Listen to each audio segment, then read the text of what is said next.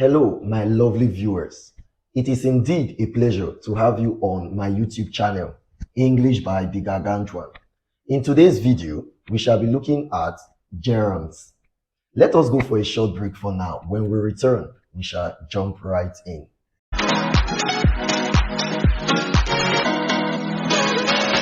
You are welcome back.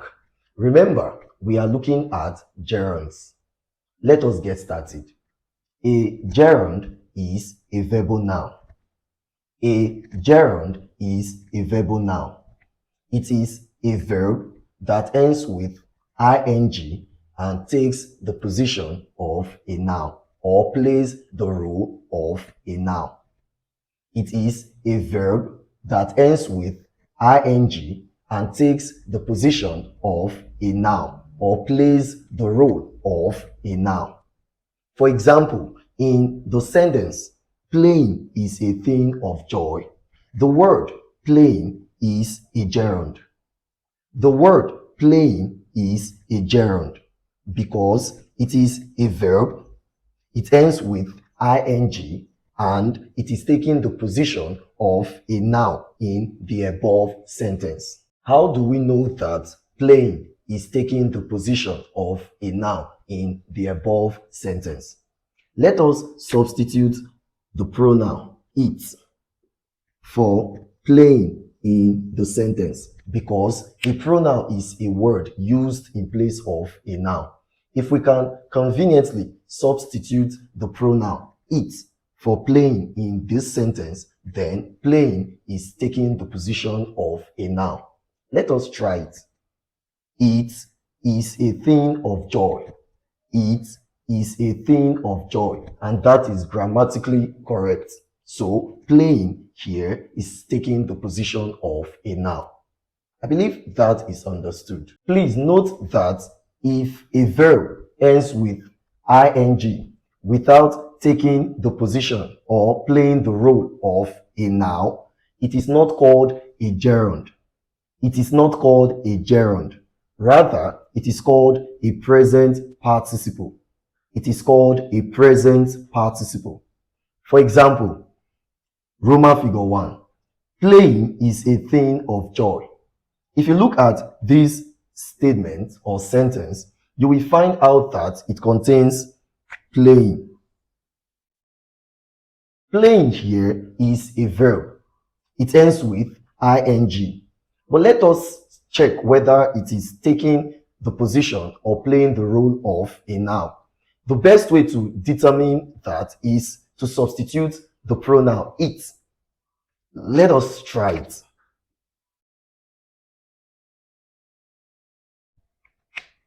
It is a thing of joy. It is a thing of joy.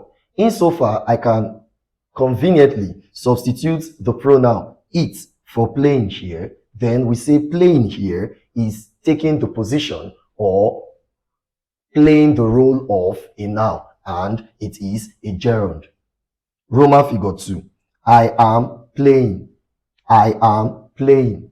Playing here is a verb. It ends with ing. But let us see whether it is taking the position of a noun or playing the role of a noun. Let us substitute the pronoun it.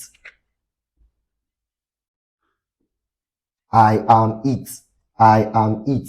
Obviously, this doesn't match. So playing here is not a gerund. Rather, it is a present participle. I believe that is understood. A gerund can be used as subject of a verb. For example, walking is a good exercise. Walking here is a gerund and it is used here as subject of the verb is. A gerund can be used as object of a verb. For example, he dislikes sleeping long. Sleeping here is a gerund and it is used here as object of the verb dislikes. A gerund can be used as object of a preposition. For example, I am tired of applying for jobs. Applying here is a gerund and it is used here as object of the preposition of. A gerund can be used as complement of a verb. For example, my aim of life is becoming a writer. Becoming here is a gerund and it is used here as complement of the verb is. A gerund can also be used in place of an infinitive. For example, teach me to spell. To spell here is an infinitive. Teach me spelling. Spelling here is a gerund and it is used here in place of the infinitive to spell. A gerund can also be used as an ordinary noun. For example, the loving of children delights me. The loving of children delights me. These are some of the uses of gerunds. Please take note of them. They are important. Whenever a gap precedes a gerund or a gerund comes immediately after a gap in a sentence, the gap should be filled with a possessive adjective or the possessive form of the noun used. I say it again. Whenever a gap precedes a gerund or a gerund comes immediately after a gap in a sentence, the gap should be filled with a possessive adjective or the possessive form of the noun used. Let us look at some questions with a view to understanding what I just said. Question 1, it reads, she insisted on dash paying the money. If you look at this question, you will find out that a gap precedes a gerund or a gerund comes immediately after a gap and the gerund is paying. For that reason, the gap here should be filled with a possessive adjective or the possessive form of the noun used. If you look at the options, you will find out that there is no noun used. Therefore, we should look for the option containing a possessive adjective, and that is my. So for this question, the correct option is C, so that the question reads, she insisted on my paying the money. Question 2, it reads, Amaka objected to dash talking like that. If you look at this question, you will find out that a gap precedes a gerund or a gerund comes immediately after a gap and the gerund is talking. For that reason, the gap should be filled with a possessive adjective or the possessive form of the noun used. If you look at the options, you will find out that there is no possessive adjective. For that reason, we should use or look for the possessive form of the noun used. The noun used here is gerund.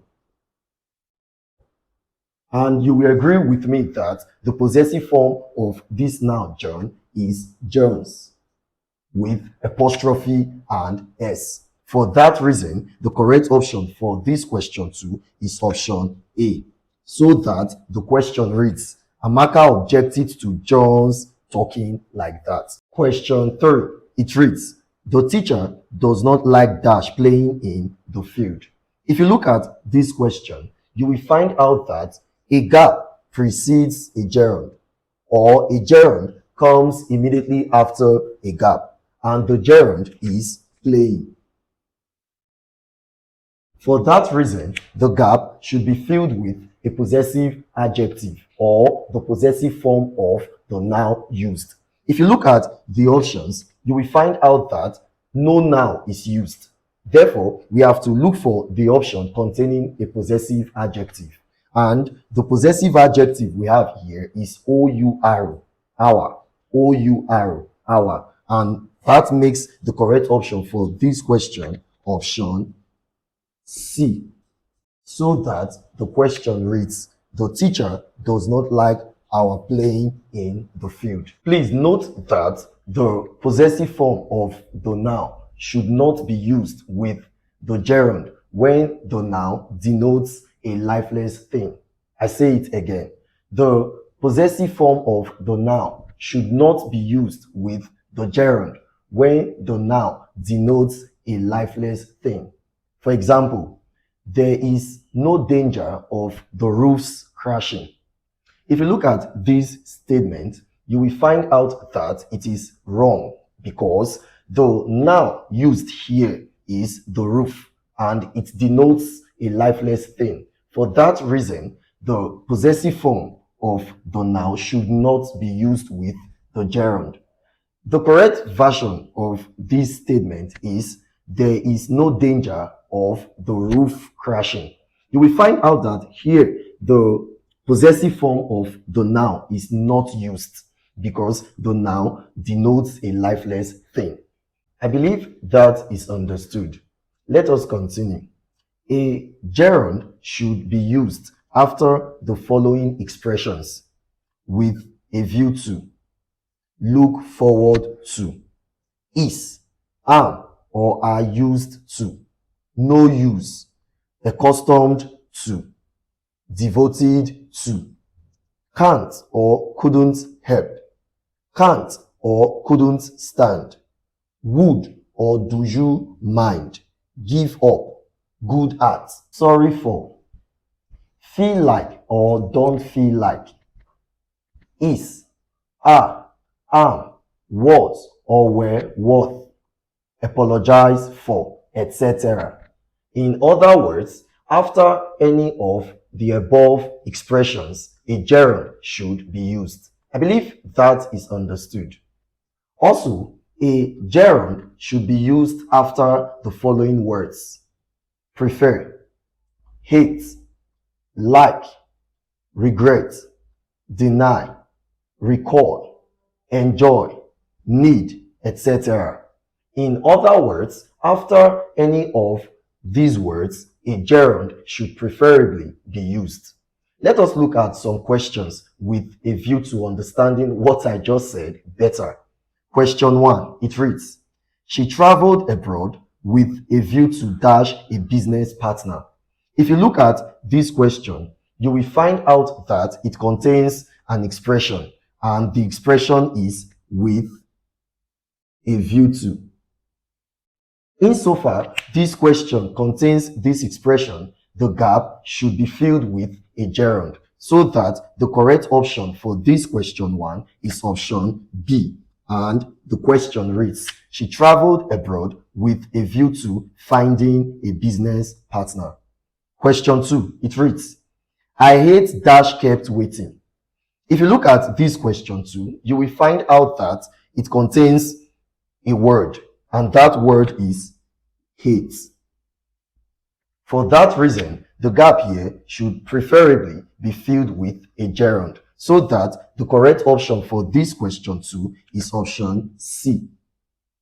And the question reads, I hate being kept waiting.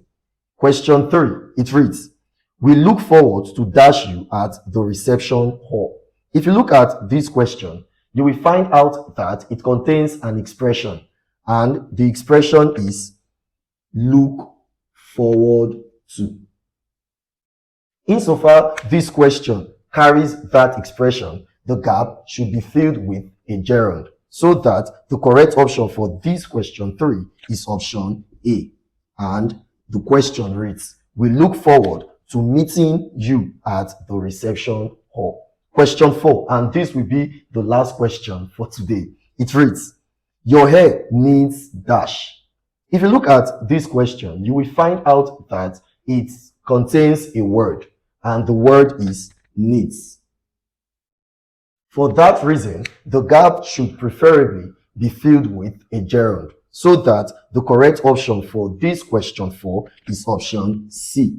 And the question reads, your hair needs combing. This is where we shall call it a day. I believe you enjoyed the video. If you did, then like and share the video. If you have not subscribed to this channel, what are you waiting for? Please subscribe to it. After subscribing, make sure you turn on the notification icon so that anytime we post a new video, you will be notified. Thank you very much. See you in our next